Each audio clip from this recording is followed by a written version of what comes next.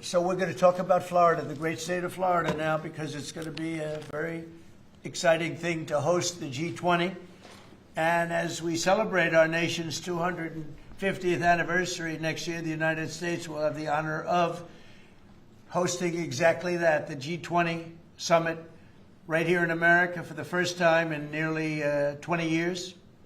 This afternoon, I'm thrilled to announce that the 2026 G20 conference, which will be, I could read off the countries that we're talking about, but you know who they are, I think. Does anybody want me to list them specifically? Jennifer, you're okay? Okay, but will be held in one of our country's greatest cities, beautiful Miami, Florida, where we have the mayor with us, Mayor Suarez. And I want to thank Francis for being here. I thought he might be in this office. You know, he almost got there. There's a couple of us, right? A couple of us. It's not as easy as they think, right? As easy as it looks. It's not that easy. But he's an amazing guy, very popular in Florida. The agenda for next year's summit is being organized by Treasury Secretary Scott Bessent, who is right here. Hi, Scott.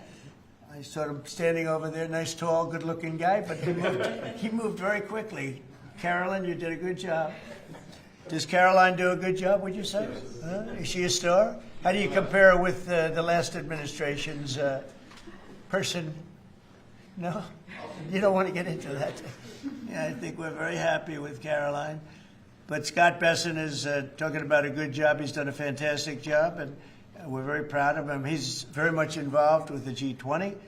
And the NEC director, Kevin Hassett, who's truly a talented guy.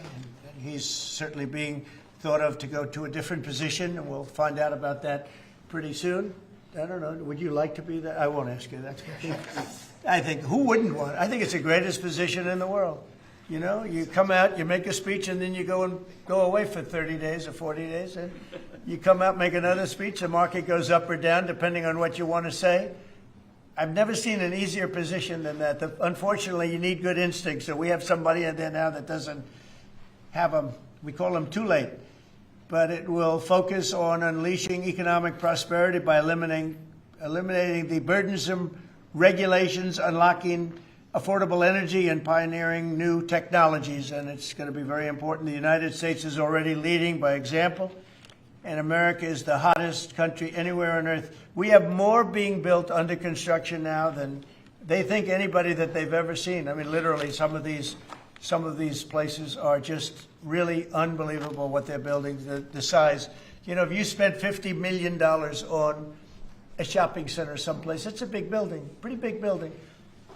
But when you spend $50 billion on essentially a building, I have buildings going up for $50 billion. They're going to be building their own electricity, and many of them have been given permits already to go, and they're starting construction. Some have started construction quite a while ago, and very early in the administration. We let them do that. You know, we have a grid that's obviously an old grid. It's been around for a long time. We could never handle the kind of numbers that you're talking about in terms of electricity, and we're letting them build their own plants. They build their own plants with their structures. So they build their structure, they build their buildings, and they build an electric producing plant with it, like Con Edison in New York that I grew up with, and like others that make electricity. They make it for New York. These plants will make it for their building, for AI.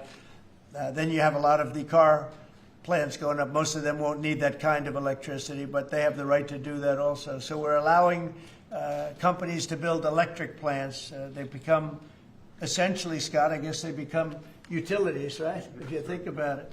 And it's very exciting. We're going to end up with more electricity than China, and it's going to be built at no cost to us. And I'm telling them, build more than you need, and you'll sell it back into the grid. So they'll be able to sell it back into the grid on top of everything else at no cost to the American taxpayer. It's very exciting. And frankly, if we didn't do that, we wouldn't be leading with AI. We wouldn't be probably even doing any AI. It would be 20 years to get an approval. So they're building massive amounts of electricity as we speak. We've eliminated $5 trillion worth of federal regulations, another big thing since I took office. And if you remember the first term, we took out more regulation than any other president in history times. You could add the top four, and they wouldn't come anywhere close to what we were. That's one of the reasons we had such the most successful 4 years of any president economically, and this is blowing it away. I think this will blow it away. When these plants start to even getting close to opening, I think you're going to see numbers that we've not seen before. And we've increased oil production by more than 300 barrels a day. That's a lot. Blue-collar wages are rising at the fastest rate in 60 years, and trillions of dollars of investment is pouring into the USA. It's going to be over $17 trillion very shortly, and nobody ever thought a thing like that was possible. What made it possible were, number one, they were happy with November 5th. They were happy with the election. And number two, the tariffs are bringing countries in. I mean, it's so vital to our country. It's before the courts now, and I hope we're going to do very well. We had 4 great opinions just come out, as you know, from judges. In a couple of cases, there were Obama-appointed judges that felt they had to do what was right for the country. So I respect that greatly. I respect them for doing it. But we have very strong opinions, and it'll end up going to the Supreme Court. And it's just vital for the country. Vital, absolutely. We're at a level that we've never thought we'd be at, and it's because of the tariffs. Countries are pouring into our country because of you avoid tariffs if you build here. If you don't build here, you pay a lot of money.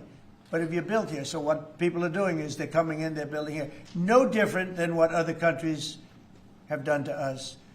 But we have a big advantage over other countries. We have a market that we built up during our 4 years that was amazing. We took a commanding lead during that 4-year period. So it's a very exciting thing. But I look forward to showing our incredible success to the world when we visit Miami next year, and I'd like to ask Mayor Suarez, truly a highly respected gentleman who's loved in his city, and we're gonna do a great job. We're gonna work together and do a fantastic job. You asked for the G20. We understand that it'll be held at Doral. Yes, it's going to be at Doral. Yeah. You considered that with the G7 last time. You decided against it. Why go forward with it now? Well, I think that everybody wants it there because it's right next to the airport. It's the best location. It's beautiful.